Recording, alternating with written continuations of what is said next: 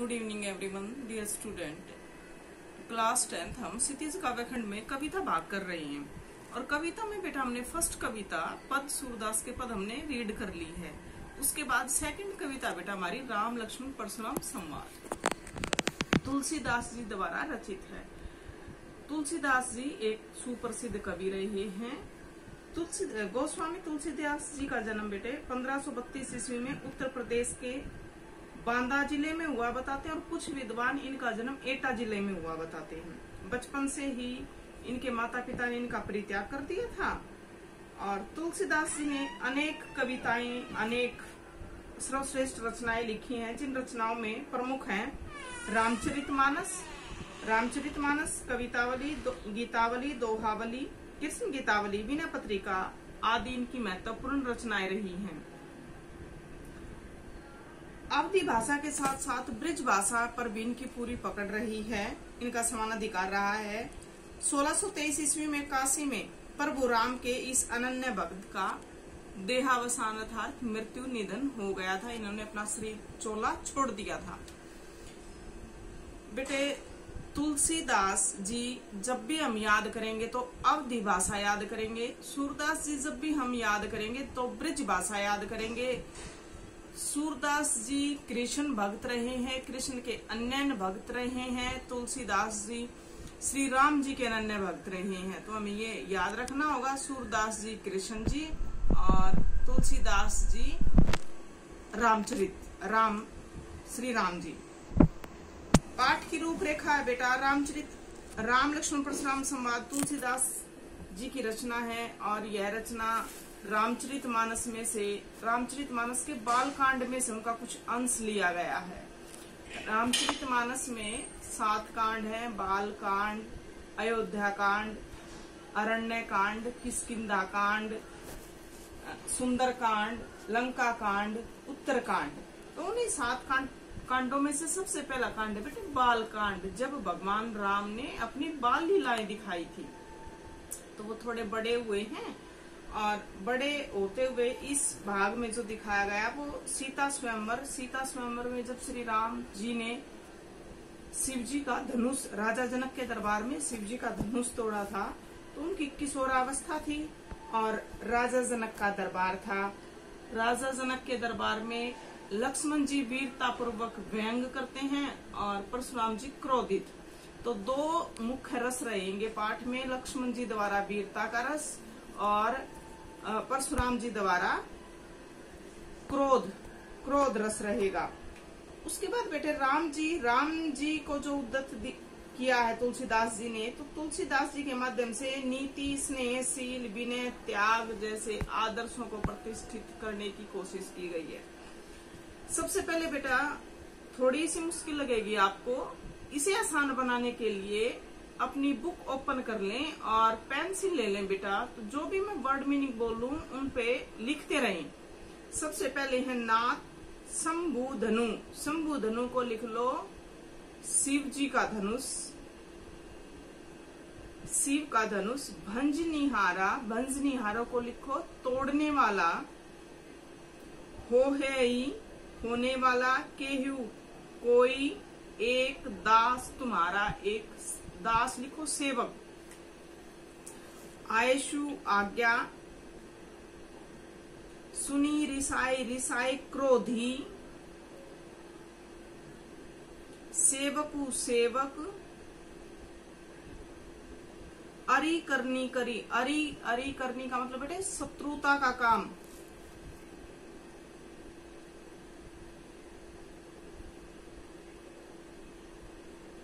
सुनहि राम जे ही शिव धनुष तोरा तोड़ना, सहस भाऊ समसो समान, रिपु शत्रु मोरा मेरा, सो बिलगाऊ बेटा अलग होना।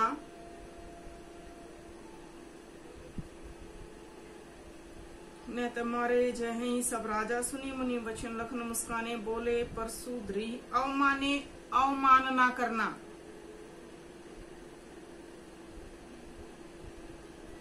उसके बाद है बेटा एक शब्द देख रहा तुम, सुनी रिसाई कहे भृगुकुल केतु, भृगुकुल केतु कहा गया बेटा। भृगु परशुराम जी भृगु की संतान थे, भृगु के वंशज हैं, यानी कि भृगु उनके पिताजी का नाम है और परशुराम जी उनके पुत्र हैं। रे निरप बालक राजा का बेटा, विदित सकल संसार, विदित जानता है, सकल संपूर्ण। लिख लिए होंगे बेटे आपने, वर्ड मीनिंग आपने अपनी बुक के साथ लिख लिए होंगे बेटे, ये इसलिए लिखवाए आराम से ताकि आप लिख सको। उसके बाद हम फर्स्ट काव्यांश, हमारी बुक में बालकांड में से जो ये अंश लिया गया है रामचरितमानस का, तुलसीदास जी ने 6 अंश हमारी कविता में हैं, 6 काव्यांश हैं बेटा। 6 काव्यांशों में से आज हम फर्स्ट काव्यांश करेंगे और उसी के साथ तुम रीडिंग करना और हिंदी करना सीखोगे। नाथ संबोधन भंजनिहारा, हे नाथ, हे प्रभु।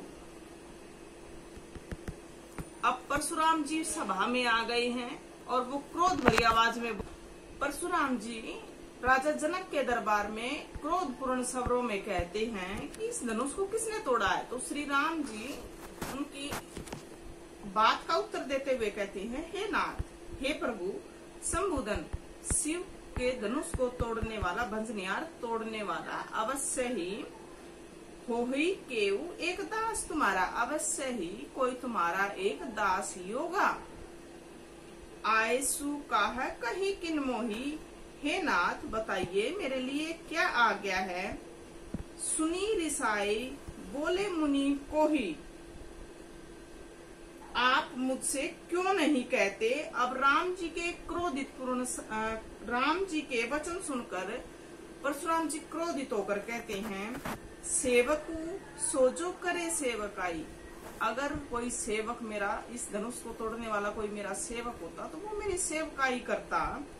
अरि करनी करी करिए लड़ाई।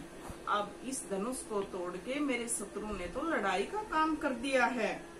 सुनहि राम जे ही शिव धनुष तोड़ा, हे राम सुनो, जिसने भी इस शिव धनुष को तोड़ा है, सहस भाऊ समसो रिपु मेरा, सहस भाऊ नाम के राक्षस के समान वह मेरा शत्रु है, वह मेरा दुश्मन है। सो बिलगाऊ बिहाई समाजा, जिसने भी शिव के धनुष को तोड़ा है वह इस समाज से अलग हो जाए। न तय मारे जय ही सब राजा, नहीं तो सब राजा, यहाँ उपस्थित जितने भी राजा हैं वो सब राजा मारे जाएंगे। सुनी मुनि वचन लखन मुस्काने, और परशुराम जी के वचन सुनकर लक्ष्मण जी मुस्कुराते हुए कहते हैं, बोले परसहु ध्री अवमाने। परशुराम जी की अवमानना करते हुए लखन जी बीच में ही मुस्काते हुए बोले, बहु धनु ही तोरी लरिकाई। हे परशुराम जी, हे मुनि जी, ऐसी धनुई, ऐसे धनुष तो हमने अनेक तोड़े हैं, तो छोटी छोटी लड़ाइयों में अनेक ऐसे धनुष तोड़े हैं। कब हुने असीरीस की नहीं गोसाई, है गोसाई, हे परशुराम जी, तब तो किसी ने भी हमें गुस्सा नहीं किया। ये ही धनु पर ममता के ही हेतु, इसी धनुष पर आपकी इतनी ममता, इतनी दया क्यों है।